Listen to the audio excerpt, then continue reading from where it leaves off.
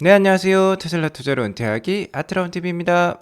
즐거운 주말입니다. 하지만 테슬라 투자자들은 그렇게 즐겁게 주말 아침을 시작하기 어려울 수도 있을 것 같아요. 다른 주식들이 다 올랐는데 테슬라만 오늘 유독 빠졌습니다. 테슬라의 엄한 불똥이 튄 건가요?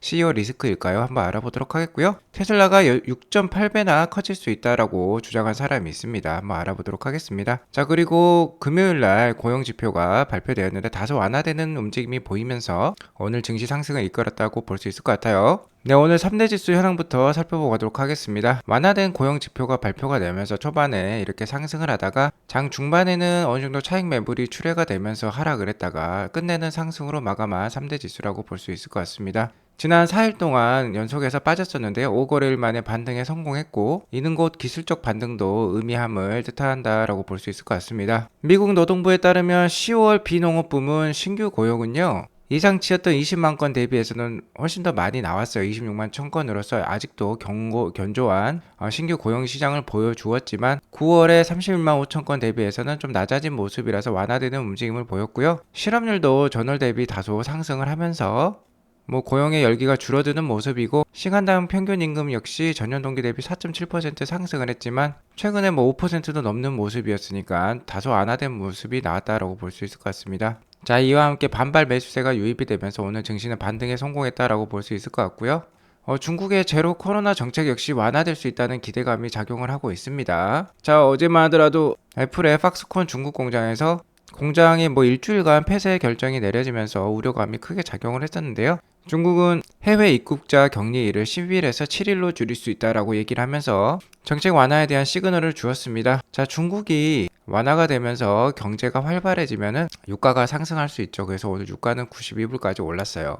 아무튼 나스닥 일봉 차트를 보면 4거래일 연속 빠졌기 때문에 기술적으로 반등할 만한 자리다라고 제가 말씀을 드렸고 1500선이 단기 지지라인이라고 말씀을 드렸죠. 그래서 오늘 그 부분까지 밑꼬리를 길게 달면서 나스닥이 상승을 보여주었습니다. 오늘 1.28% 상승해서 1475로 마감한 나스닥인데요. 단기적으로는 11230을 저항권으로 보고 단기 목표가는 11600선까지 한번 보도록 하겠습니다. 어쨌든 지금 1500 포인트 이하에서는요 나스닥 주가가 저는 아직 싸다고 생각을 합니다. 나스닥의 PSR 지수 역시 역대 2016년 이래로 가장 최저치로 내려와 있기 때문에 코로나가 한창이었던 2020년대 초반보다도 더 낮은 밸류에이션을 보여주고 있는 게 나스닥이라고 볼 수 있기 때문에 자, 이런 구간에서는 설레이는 마음으로 그래도 주식을 바라볼 필요가 있겠다라고 말씀을 드릴 수 있을 것 같습니다. 자, 오늘 장 시작 전에 발표되었던 미국 10월 비농업 고용지수는요 전월 대비는 좀 하락하는 모습이에요. 하지만 시장 예상치였던 20만 건 이상은 상회를 했습니다. 여전히 강한 노동시장을 보여주고 있다고 볼 수 있을 것 같은데 다만 미국의 10월달 실업률은 전월 대비 0.2%포인트 상승한 3.7%로서 실업률이 다소 완화되고 있다라고 표현을 할 수 있겠죠. 실업률이 올라가야지 연준이 의도한 바대로 잘 진행이 되고 있다라고 볼 수 있을 것 같습니다. 고용시장의 열기가 완화될수록 연준의 금리 인상 속도는 역시 다소 완화될 수 있겠죠. 미국 평균 시간당 임금 역시 전년 동기 대비 증가율이 점점 완화되는 모습이에요. 그간에는 전년 동기 대비 5% 넘는 월별 임금 상승률을 보여주었는데 자, 10월달은 4.7%로서 5%대가 깨지면서 내려와 있습니다. 자, 실업률은 오르고 임금 상승은 완화되고 이와 함께 기술적 반등이 나오면서 오늘 상승의 요인을 제공했다라고 볼 수 있을 것 같아요. 자, 이런 완화된 고용 상황 때문인지 12월 14일에 올해 마지막 FOMC 회의가 있는데 이날 픽스텝의 금리 인상일 확률이 계속해서 올라가고 있습니다. 자, 무려 61.5%까지 올라왔어요. 한 주 전만 하더라도 48%로서 50% 이하였었는데 이게 61.5%까지 오르면서 12월 달은 빅스텝 확률이 좀 더 높아지고 있다고 볼 수 있을 것 같습니다. 근데 워낙 이게 자주 변동하기 때문에 아직 믿을 만한 수치는 아니라고 생각이 들고요. 12월 초순에 또 크게 바뀔 수도 있겠죠, 분위기가. 아무튼 지금까지는 빅스텝 확률이 높기 때문에 12월 14일 이후에 산타 랠리, 산타 반등도 기대해 볼만 하겠다라고도 말씀을 드릴 수 있을 것 같아요. 자, 그리고 공포와 탐욕 지수를 잠깐 살펴볼 건데요. 최근에 10월 달에 다우 지수가 크게 반등을 보여주면서 공포와 탐욕 지수도 상당히 올라왔습니다. 58점을 보이고 있으면서 다소 탐욕적인 구간에 지금 들어와 있고요. 자, 이런 구간에서는 증시가 하락할 가능성이 높죠. 자, 그렇기 때문에 최근에 좀 빠졌다라고 볼 수 있을 것 같고, 나스닥은 좀 더 다우지수 대비 좀 약한 모습을 보여주고 있습니다. 아무튼 11월 초순 중순 제가 조심하라고 말씀을 드렸는데, 아직까지는 조심해야 될 구간이다, 보수적인 투자가 필요한 구간이다 라고 말씀을 드릴 수 있을 것 같고요. 오늘 업종별 종목별 상승률을 보면 대부분 주식이 상승을 했어요. 자, 엔비디아도 5% 넘게 오르고, 마이크로소프트, 구글, 아마존도 최근 하락이 심했는데 다소 큰 반등을 보여준 하루였습니다. 다만 테슬라랑 넷플릭스는 오늘 빠졌는데, 그간 이런 빅테크 기업들 대비해서 좀 더 잘 버티는 모습이었어요, 넷플릭스랑 테슬라가. 근데 오늘 유독 빠진 하루를 보여주었는데, 그래도 한 주간의 수익률을 살펴보면 테슬라는 마이너스 9%로서 구글, 애플, 아마존 대비해서는 이번 한 주는 선방한 모습입니다. 뭐 3분기 실적이 구글, 아마존, 마이크로소프트는 안 좋은 실적을 좀 다소 발표를 했었죠. 애플은 좋은 실적을 발표했지만 중국의 뭐 정저우 공장이 아이폰 최대 생산 공장인데 뭐 폐쇄 결정이 내려지면서 오늘 좀 더 이번 주에 좀 더 하락이 있다라고 볼 수 있을 것 같고요. 아무튼 테슬라가 이번 한 주는 다른 빅테크 기업에 대비해서 좀 더 잘 견디는 모습인데, 오늘 유독 혼자만 빠지는 모습은 참 안타깝다라고 볼 수 있을 것 같습니다. 테슬라 투자자 입장에서는 지금 상당히 이해가 안 되는 시츄에이션이 벌어지고 있다라고 볼 수 있을 것 같아요. 아무래도 또 트위터 관련된 이슈가 퍼드로 작용을 하고 있는 것 같은데요. 다만 테슬라는 200불대 초반에서 계속해서 지지 라인을 잘 다듬고 있다, 만들고 있다라고 생각이 듭니다. 아무튼 뭐 긴 하락 추세선으로 봤을 때는 190불대 초반까지도 제가 떨어질 수 있다고 계속 누차 말씀을 드리고 있으니까 조심해서 좀 투자를 하셨으면 좋을 것 같고, 단기 목표가로는 뭐 247불 이상까지 좀 보고 있습니다. 이렇게 크게 한번 또 빠졌다가 또 급반등을 보여줄 수 있는 게 테슬라니까요. 계속해서 연말 산타 반등도 기대하면서 투자를 이어가시면 좋을 것 같고, 이렇게 바닥을 다지면 한 3중 바닥이 되는 거죠. 바닥을 오래 그리고 여러 번 다질수록 나중에 향후에 크게 더 상승할 가능성이 높습니다. 아무튼 오늘 이러한 테슬라가 차별적인 하락을 보인 이후로 언론사들을 이런 거를 꼽고 있어요. 바로 트위터 관련된 CEO 리스크를 제기를 하고 있는데요. 최근에 일론 머스크는 트위터 본사의 사무실을 차리면서 트위터 직원들과 간담회도 가졌고, 그렇게 대량의 해고는 없을 것이다 라고 얘기를 했지만, 웬걸 이게 회사 사정을 깊숙이 들여보니까 대량 해고를 결정할 수밖에 없는 상황인 것 같습니다. 자, 트위터 매니징 팀에서는요, 이렇게 이메일을 보내왔어요. 트위터 직원들에게. 지금 상당히 어려운 시기이기 때문에 어려운 결정을 내릴 수밖에 없었다. 자, 이번 주 금요일부터 임직원들의 감축이 있을 예정이다 라고 얘기를 하고 있습니다. 이는 뭐 유감스러운 액션이지만 회사의 성공을 위해서는 어쩔 수 없는 결정이었다라고 트위터 매니징 그룹에서는 얘기를 하고 있습니다. 일론 머스크가 트위터에 입성해서 뭐 트위터의 사정을 살펴보니까 1조 4천억, 우리도 1조 4천억 정도 비용을 절감할 필요가 있다라고 느낀 것 같습니다. 그래서 비용 절감을 위해서는 역시 직원을 자르는 방법이 가장 효율적일 수밖에 없겠죠. 트위터는 소프트웨어 그룹이기 때문에 임직원들의 인건비가 대부분의 운영 비용을 차지하고 있습니다. 그렇기 때문에 비용 감소를 위해서는 역시 임직원 해고밖에 없었다라고 결정을 한 것 같아요. 자, 이러한 이메일을 통해서 이번 주부터 감축에 들어갔고요.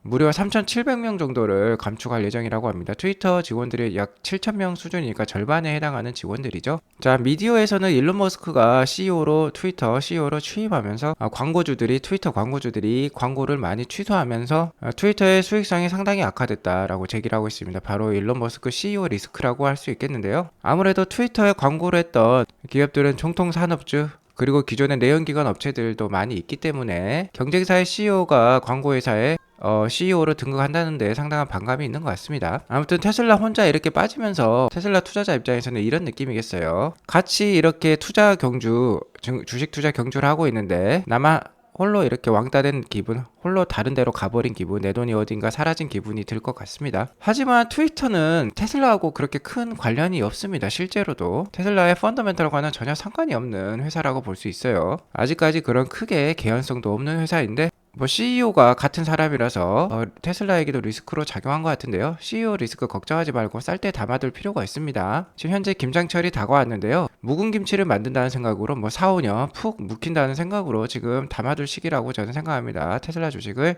담아둘 시기다, 김장할 시기다 라고 말씀을 드릴 수 있을 것 같아요. During shift change, just not with nothing, they knew I was there, and that made a huge difference. And then they gave it their all. 좀 전에 일론 머스크의 인터뷰 영상 짧게 보셨는데요. 일론 머스크가 한 얘기는 이겁니다. 자, 론 바론 펀드 회장과 함께 이렇게 인터뷰 시간을 가졌는데요. 최근에 가졌어요. 자, 공장 전환기, 설비 확장기 막 바로 생산 지옥 시기죠. 모델 3를 만들거나 배터리를 엄청 많이 만들 때 그럴 때 시기입니다. 저는 그때 공장 바닥에서 잤습니다. 3년 동안이요. 직원 모두는 저의 그런 모습을 보았고 이는 큰 차이를 만들었습니다. 그들은 모든 걸 주었습니다. 라고 일론 머스크는 인터뷰를 하고 있습니다. 저는 진정한 리더십이란 이런 것 같아요. 힘든 시기에 임직원들과 동고동락할 수 있어야 된다는 거죠. 솔선수범할 수 있어야 된다는 겁니다. 일론은 이렇게 소수정예 효율적인 조직을 잘 만드는 사람으로 유명한데요. 트위터 직원을 3,700명을 해고 있다는 것도 정말 어려운 결정입니다. 하지만 필요할 때 칼을 뺄 수 있는 결단력을 가지고 있는 게 일론 머스크라고 저는 생각이 듭니다. 실제로 저의 3분기 어닝 분석 영상을 보자면요. 일론 머스크는 전년 대비 매출액을 60% 가까이 상승을 시켰음에도 불구하고 테슬라의 운영 비용은 전혀 증가한 게 없었어요. 1년 동안 증가한 게 없었고 오히려 감소하는 모습도 보여주었습니다. 자, 경영의 달인이라고 제가 표현을 했었는데요. 이렇게 효율적으로 조직 및 회사 관리를 잘하는 사람입니다. 그리고 힘들 때는 조직원들과 임직원들과 함께하는 모습을 보여줄 수 있는 그런 솔선수범의 CEO라는 것이죠. 자, 최근에 트위터에 입장하실 때도 이렇게 싱크대를 들고 왔습니다. 바로 어떤 의미겠습니까? 임직원들과 동고동락 하겠다는 거죠. 나는 여기서 자고 씻고 먹고 하겠다. 트위터 한번 내가 제대로 혁신해 보겠다라는 의지를 표출했다라고 저는 생각을 합니다. 그렇기 때문에 언론에서 이렇게 퍼드를 만들어내더라도요. 향후에 5년 후에 맛있게 먹을 묵은지처럼 지금 이런 기회를 통해서 잘 담가두시면 좋을 것 같아요. 자, 왜 그러냐면 테슬라는 자동차 판매만으로도 애플과 아람코의 시총을 능가할 수도 있습니다. 애플과 아람코를 합쳤을 때 시총이에요. 자, 일론 머스크가 3분기 어닝콜에서 호기롭게 얘기를 했었죠. 테슬라는 4조 달러 이상의 회사가 될 것이다. 애플과 아람코를 합친 것보다 시총을 능가할 것이다 라고 일론 머스크 입으로 직접 얘기를 했었습니다. 자, 이 론 바론 CEO죠. 바론 펀드는 테슬라에 집중 투자해서 100배 가까운 수익을 올린 회사로 유명합니다. 자, 그리고 아직도 테슬라 주식을 팔지 않고 최 10년 동안 더 계속해서 가져갈 예정에 있는 회사예요. 테슬라가 향후 10년 동안 비즈니스를 크게 확장한다면 연간 약 2천만 대 차량을 판매하는 것으로 바론 펀드는 내다보고 있고 2030년에 테슬라가 2천만 대의 자동차를 판매할 수 있다면 한 대당 매출을 5만 달러로 잡았을 때, 그러니까 우리 돈으로 한 6,500, 한 7천만 원 수준이겠죠? 그래서 5만 달러 곱하기 2천만 대 하면 1조 달러가 돼요. 연매출 1조 달러인데 영업이익률을 30%로 잡았을 때 연간 그러면 영업이익이 3천억 달러에 달하겠죠. 여기에다 PER 정말 15배 엄청 짜게 PER을 반영을 했는데요. 3천억 불 곱하기 15배 하면 바로 4조 5천억 달러가 나옵니다. 자, 이렇게 되면은 애플과 아람코를 더했을 때 시총을 능가하는 수준이 된다는 거죠. 자, 이러한 분석에는 자율주행차, 로봇, 배터리와 같은 분야는 빠져 있는 겁니다. 빠져 있기 때문에 이러한 것들을 지금 테슬라가 함께하고 있기 때문에 안전 마진이 추가되어 있다라고 볼 수 있겠죠. 자, 테슬라는 이런 구조적 성장 산업의 모든 부분에 발을 뻗치고 있고 1등 기업의 브랜드 가치를 가지고 있기 때문에 김장하듯이 담가둘 필요가 있는 거예요. 자, 내년만 보더라도 올해는 130만 대에서 140만 대 판매가 예정이 되어 있지만 내년에는 200만 대를 넘어설 거예요. 내년에 220만 대까지 판매가 된다라는 가정을 하면요. 내년 EPS가 7.2불까지 올라가면서 코로나 당시에 최저 테슬라의 PER이었던 51배를 적용하더라도 367불 수준이에요. 그럼 내년에 367불까지는 충분히 오를 수 있을 거라고 저는 생각이 듭니다. 계속해서 매크로 이슈 그리고 트위터 노이즈가 작용 중에 있지만 내년에도 50% 이상 성장할 수 있는 테슬라인데요. 그러면 주가가 가만히 있을까요? 안 그럴 겁니다. 내년에 경기 침체가 온다면 다른 주식들, 다른 기업들은 마이너스 성장을 보여줄 수도 있어요. 하지만 테슬라는 구조적 성장 산업에 속해 있고 1등 브랜드이기 때문에 내년에도 50% 이상 성장이 기대가 되는 상황입니다. 그렇게 되면 이런 성장의 가치는 더욱더 부각이 되면서 차별적인 주가 움직임을 충분히 보여줄 수 있다고 생각이 듭니다. 테슬라는 이에 더불어서 캘리포니아에 새로운 메가팩 공장을 만들었어요. 테슬라 3분기 어닝콜 실적 발표에 따르면요. 에너지 부분 바로 ESS 산업이죠. 에너지 저장 제품의 매출이 전년 대비 62% 증가하였다고 합니다. 에너지 매출 분야에서도 상당히 증가세가 빠르다라고 볼 수 있겠는데요. 테슬라는 새로운 메가팩토리 생산 공장을 이렇게 캘리포니아에 만들었고 열심히 생산을 하고 있는 모습입니다. 자, 이 공장에서는 연간 1만 개 메가팩 생산이 가능하다고 하고요. 메가팩 하나의 가격은 2.1 밀리언에 달한다고 합니다. 우리 돈 거의 한 30억 수준인 것 같아요. 자, 이렇게 되면 1만 개 곱하기 2.1 밀리언 US 달러 하면 연간 21 빌리언의 매출 창출이 가능해요. 그러면 29조 원의 매출이 추가된다는 건데요. 상당히 큰 매출 수준이라고 볼 수 있겠죠. 테슬라의 거의 한개 분기 매출이 올해 한개 분기 매출이 또 추가된다라고 볼 수 있을 것 같습니다. 뭐 자동차 판매만으로도 애플과 아람코의 시총을 언젠가 능가할 수 있는데 여기에 뭐 자율주행차뿐만 아니라 이런 전기차 사업까지 배터리 사업까지 들어가게 된다면 충분히 그 주가 성장에 가시성이 있다라고 저는 생각을 하고 있습니다. 그리고 나스닥의 월봉 차트를 보면 지금 50개월 선에 닿은 상황이라고 말씀을 드렸죠. 지금 50개월 선에 닿은 상황이 3개월 동안 지속이 되고 있는데 오르락 내리락 계속해서 횡보하는 모습을 계속 보일 것으로 예상이 들어요. 모두가 힘든 구간이지만 몇 개월만 잘 버티면 더욱더 이런 큰 수익 얻을 수 있을 것으로 저는 생각이 듭니다. 장기로 보면 계속해서 기회를 주고 있는 시장이기 때문에 지금의 하락과 행보 기간을 즐기시면서 좋은 투자 이어나가시면 좋을 것 같습니다. 제가 계속해서 도움을 드리도록 할게요. 오늘 이것으로 방송을 마치겠고요. 즐거운 주말 보내시기 바랍니다. 시청해주셔서 감사합니다.